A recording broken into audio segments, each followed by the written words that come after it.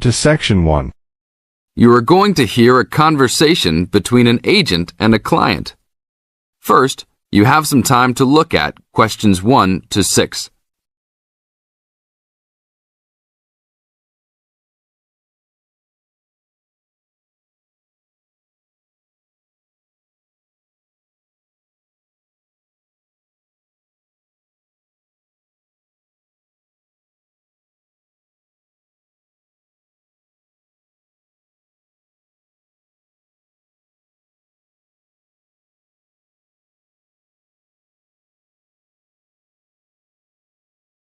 Now listen to the tape and answer the questions 1 to 6. Hello? Hi, good morning. Are you open yet? Yes, we are. Come in. Would you like to rent an apartment in the city? Well, kind of. I'd rather rent one near the harbor if possible. Oh, okay. Do you like the water? Yes, I do, but I actually repair sailboats for a living. So I'd like to be close to work. That's understandable. We all want to live close to work. Well, I think I have something near there. How many rooms would you like? Just one. I'm alone. But I would like to have an extra room for my dog. So you'd like 2 rooms and an apartment that accepts animals. Here's one. It's 1 block up from the harbor and renting for $445. How's that? That's perfect. Just what I was hoping to pay.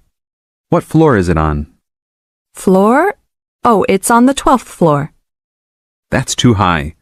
I'd like to be on the 1st or 2nd floor so that I don't have to use the elevator. My dog, he's scared of them. Oh, well then, that's a little more complicated. Let me make a few calls. Okay, I think I found a couple more for you. Here's one that might suit your needs. How much? $395 a month. That's cheap. But it's only a 1-bedroom, a large one, but it's still just 1 room. Oh, well, regardless of whether the room is small, I still need a separate room for my dog. What else do you have? Then I have a 2-bedroom for $565 on the 2nd floor that is a little further away from the harbor. How far? About a half mile, and they accept pets. That's a little more than I had planned on paying, but I guess I could look at it. What's the address? 224 Williams Avenue, Harbor Square. 224 Williams Avenue. Got it. Now look at questions 7 to 10.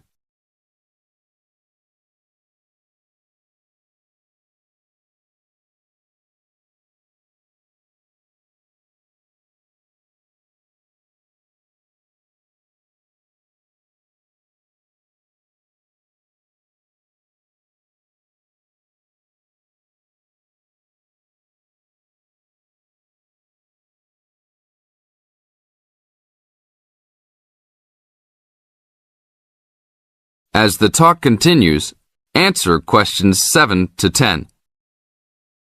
What else is included?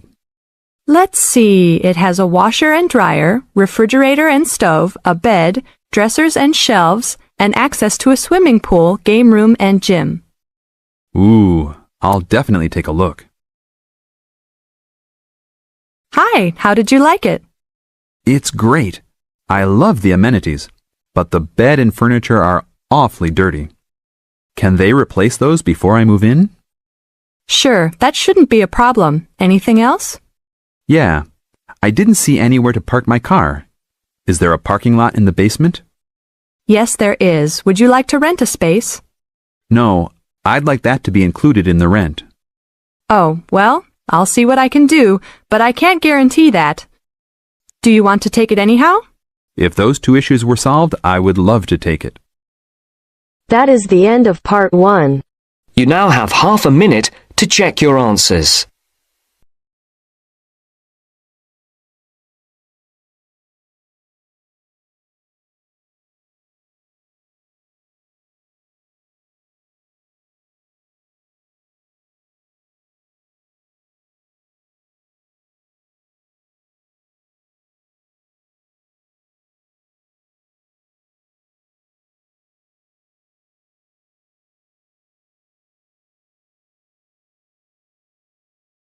Part 2. You are going to hear a lecture given by a counselor. First, you have some time to look at questions 11 to 15.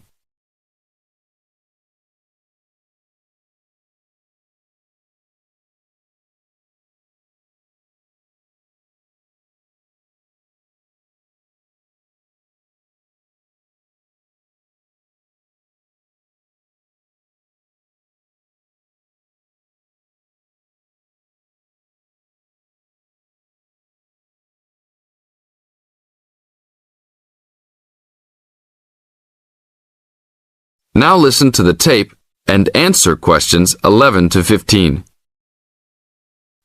Hi, I am your counselor for this year. Today, we will visit the facilities available to you on our campus. As students, you should take advantage of everything you have available to you. How many of you like sports? Well, I hope most of you do, because our school has great sports facilities. We have an indoor gym with state-of-the-art equipment. First, I want to tell you about our basketball facilities. There are 2 basketball courts. Both are full court and open for student use.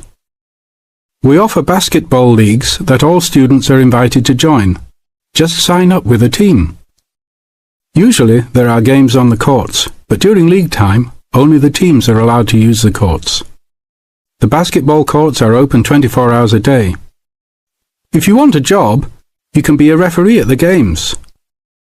Next, I want to tell you about the tennis facilities. We have 5 tennis courts available for student use. The tennis courts are open every day, 8 a.m. until 10 in the evening. You should call ahead to reserve a court because they are very popular and can often be booked weeks in advance. There are rackets and balls available for rent at the front desk of the courts. There is an Olympic-sized swimming pool that is open for students and the general public. There are also showers and locker rooms available. The swimming pool is open every day, 9 a.m. until 7 in the evening. There are openings for the position of lifeguards, so if you are looking for a job in the sun, this might be good for you. Now look at questions 16 to 20.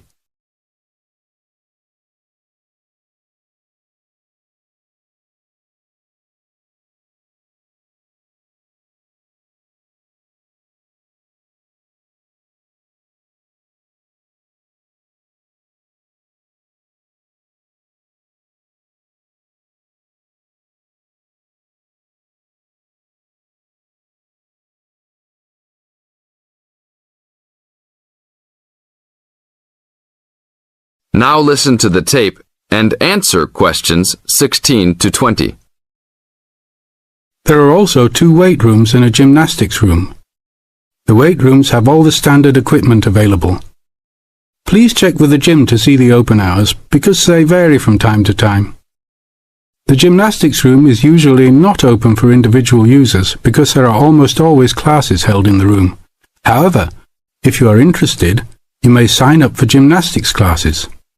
Plus, if you like martial arts and boxing, we offer classes for everyone, from beginners to advanced students. Please check the schedule for availability. There is everything available, from Chinese wushu to Brazilian wrestling. I will talk for a brief moment about our library system. Our campus has 3 libraries available to undergraduate students, 1 additional graduate library, and 1 faculty library. The libraries are open daily until midnight except for during testing periods, when the libraries will be open 24 hours. Please look on a map to see where the libraries are located. All students with a valid ID can check out books, with a maximum of 10 books at a time. Books can be checked out for a 2-week period and then renewed for 1 month maximum.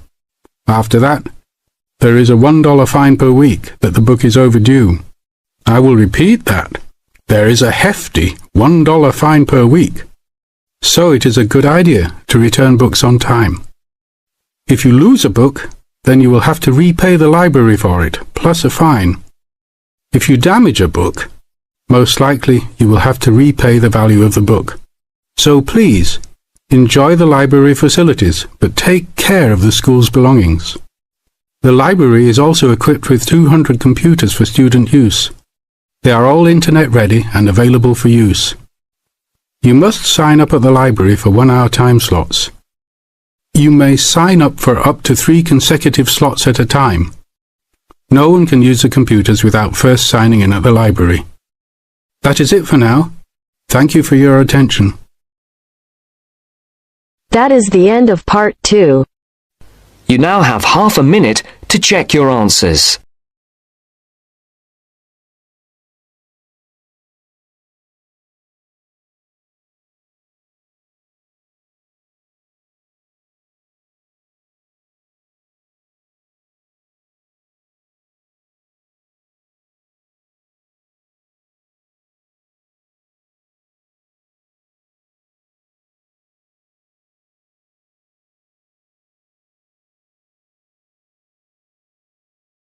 Now turn to section 3. You will hear a discussion between 2 students and their tutor. First, you have some time to look at questions 21 to 25.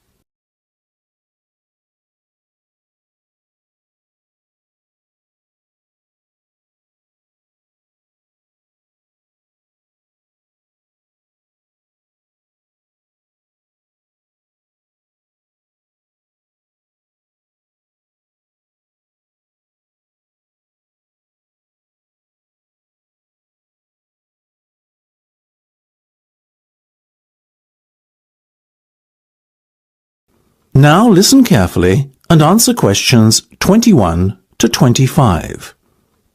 Okay, guys. First off, well done.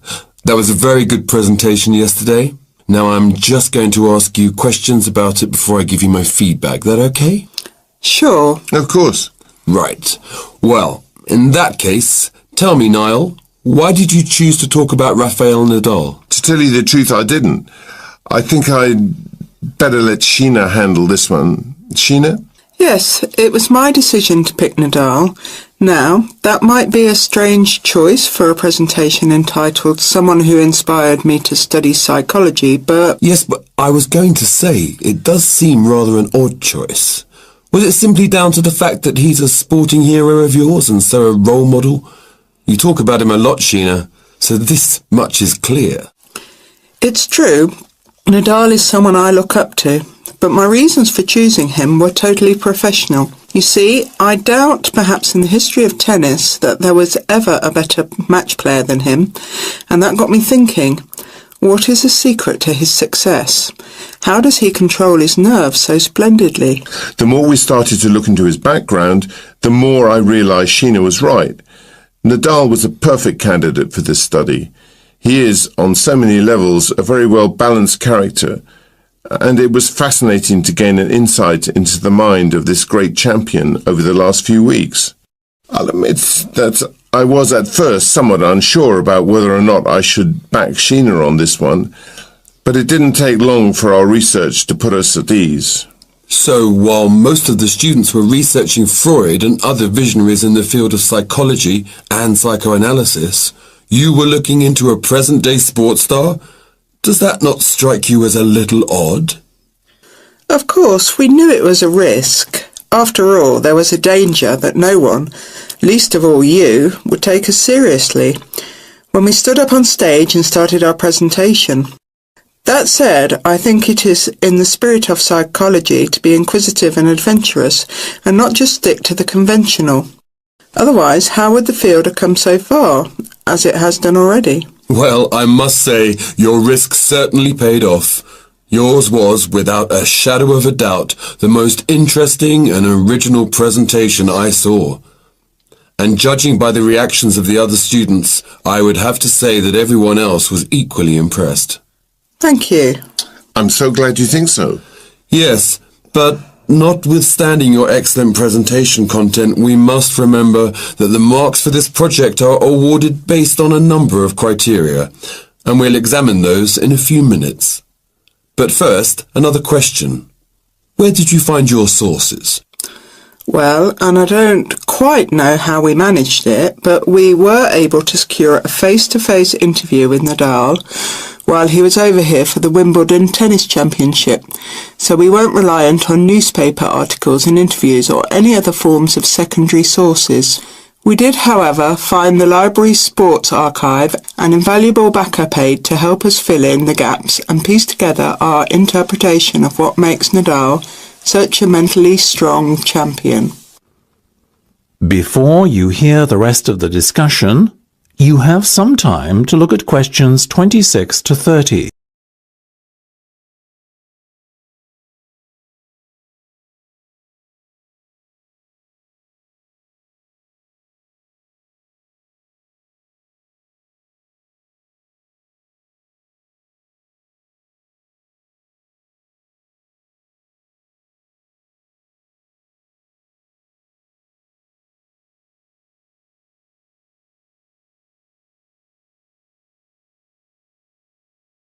Now listen and answer questions 26 to 30.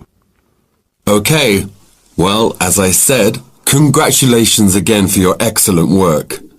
Now it's time for my feedback. The first area where marks were awarded is in your use of equipment.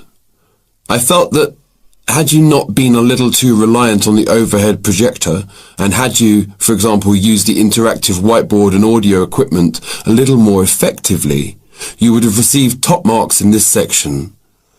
As things stand, though, your use of equipment was still very satisfactory. It's just a shame as it was an opportunity missed to score full points. The next area I was asked to assess is content. As you might have guessed, I simply can't fault you on that. Highly original work, so well done.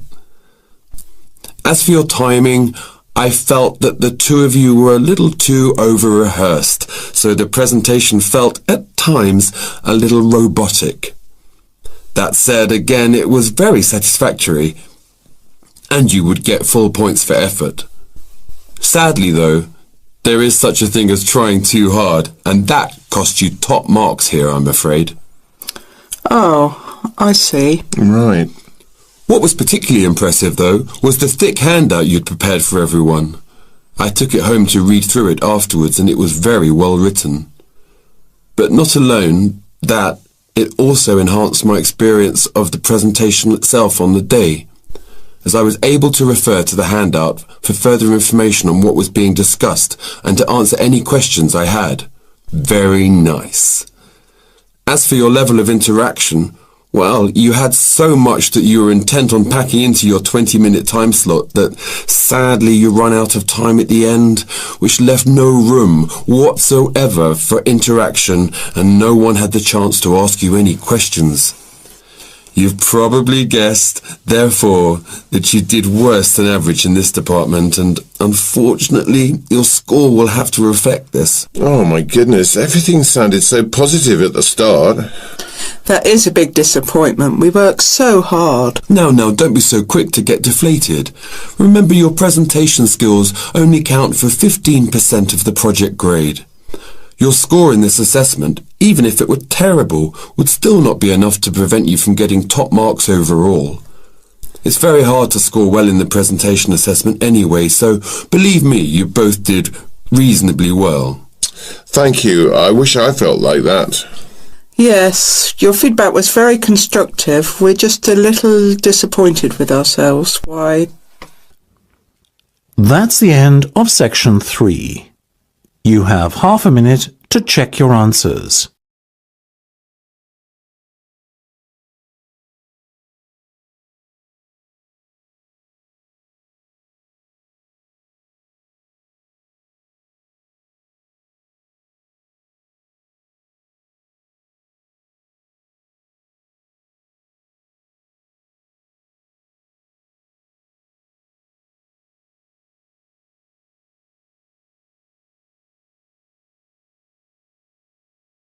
Now turns to part 4.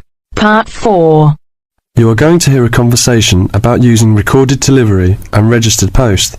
First, you have some time to look at questions 31 to 40.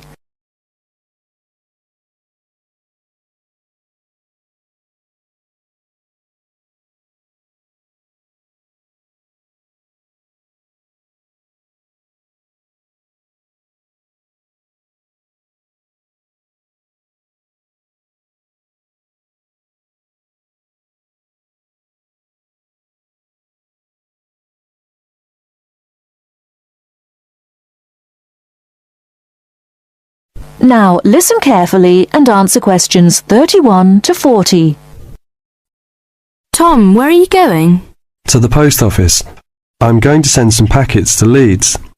Do you know the best way to send them? Well, if your need is for a record of posting and delivery rather than compensation for loss, recorded delivery is particularly suitable for sending documents and papers of little or no monetary value. Well, what can we send for recorded delivery? All kinds of inland postal packets except parcels, airway and railway letters and parcels. The service does not apply to mail for the Irish Republic. I see. How do I post them? You should get a certificate of posting form from the container in the post office and follow the instructions shown on the reverse. The certificate will be your record of posting. Can I send anything in the post? No, you can't. You must not send banknotes, currency notes, and some valuable things because there is no special handling in the post. Recorded delivery mail is carried with the ordinary unregistered post, and there is no special security treatment. How do we use recorded delivery? Well, when your letter or packet is delivered, it is signed for by the recipient and a record is kept by the post office. The post office does not undertake to deliver recorded delivery or any other mail to the addressee in person, but to the address shown. You can obtain confirmation of delivery by completing an advice of delivery form either at the time of posting or later. This form will be signed by a post office official, not by the addressee of the recipient. A fee is payable, which is lower if the form is handed in at the time of posting. Is there any compensation for loss? Well, compensation is limited. Compensation may be paid for loss or damage, but will not be paid for money or any other inadmissible item. If you want a speedy service for articles of value with extra security of handling en route, and wish to have compensation in the event of loss or damage, you should use registered post. What can we send if we use registered post? Any first-class letter or packet except airway letter or railway letter. How do we post? What should we do?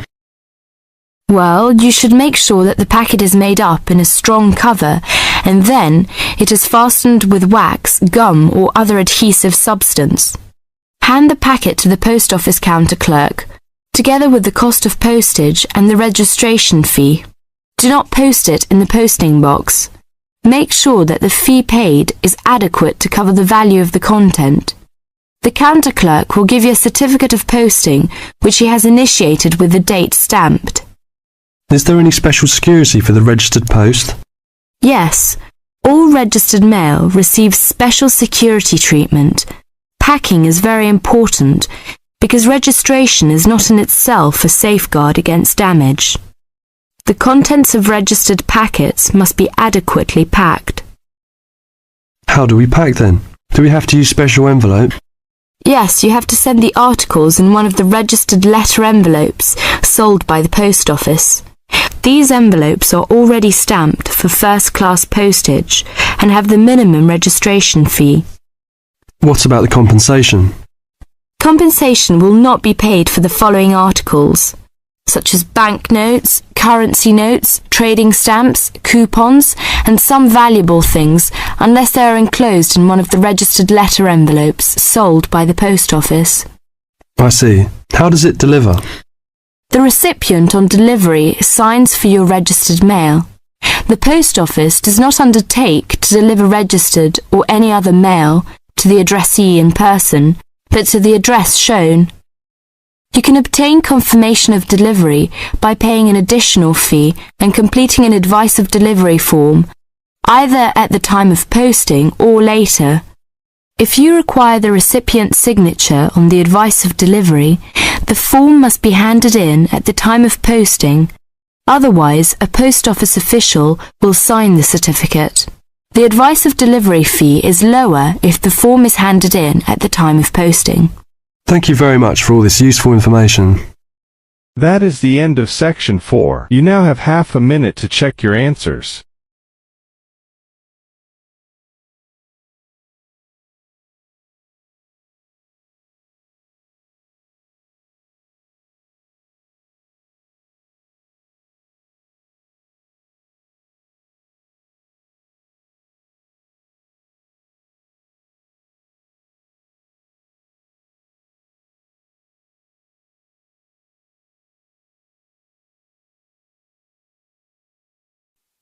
Give it